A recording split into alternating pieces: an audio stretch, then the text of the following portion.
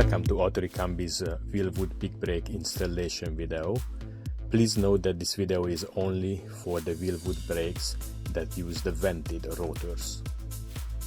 Before we begin the installation of the big brake kit, we need to remove the old brakes, the hub and the steering arm.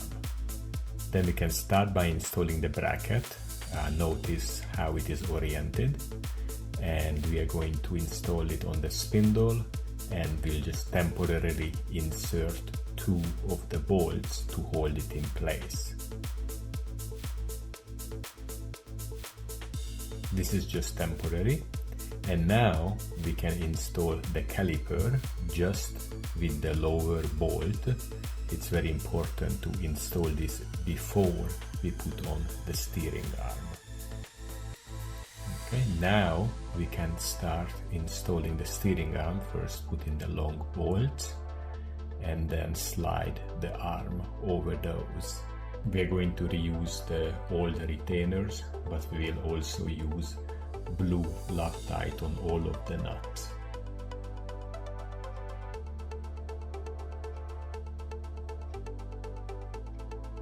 Be sure to tighten all the nuts to the specified torque with a torque wrench.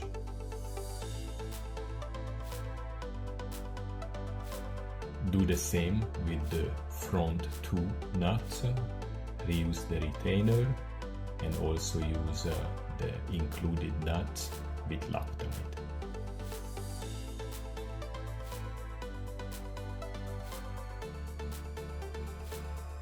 Again, be sure to tighten with the torque wrench to the correct setting.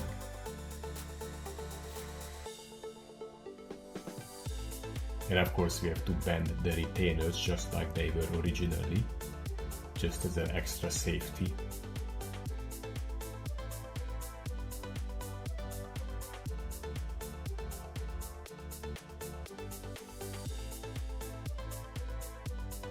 Most hubs have two protrusions, and these must be ground off.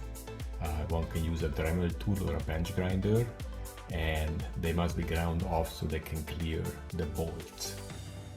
Once this is done, the hub can be installed. We are ready to install the disc. Just be sure that the two holes line up with the holes in the hub, and we'll use a bolt just to temporarily hold the disc in place.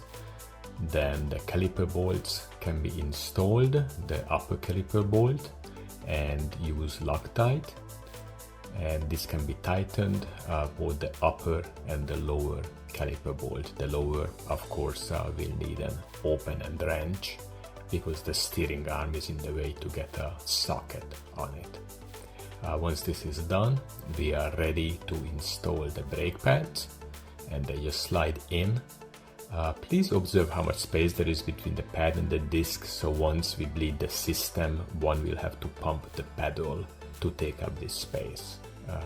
Just bend the clip that holds the pads and make sure both sides are bent.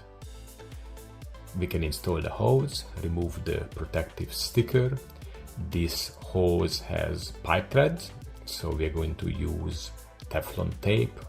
One can use other types of sealers that are made for pipe threads.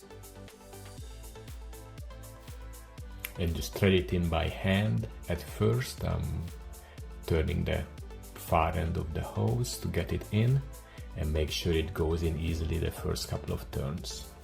Then we use a line wrench and just tighten it fairly hard by hand.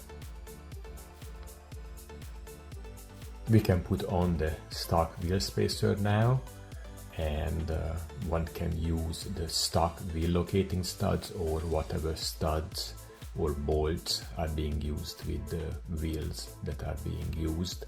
Some need two spacers, some wheels need a thicker spacer, it just depends on the wheel. To accommodate the longer brake hose, bend the metal line so it points toward the rear and it's not in the way of any of the other hardware.